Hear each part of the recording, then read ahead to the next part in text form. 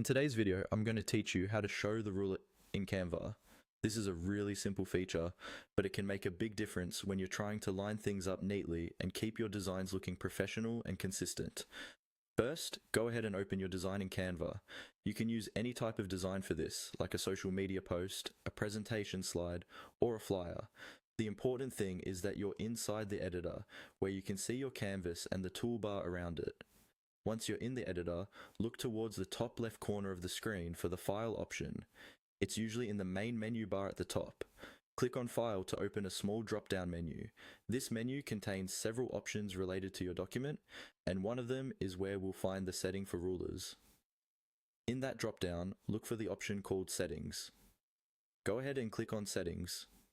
This will open a panel or small window that controls some of the editing and viewing preferences for your design. These are things that affect how you see and work with your project, rather than the content of the design itself. Inside the settings area, you'll see an option labeled Show Rulers and Guides, or something very close to that. This is the control that turns the rulers on and off.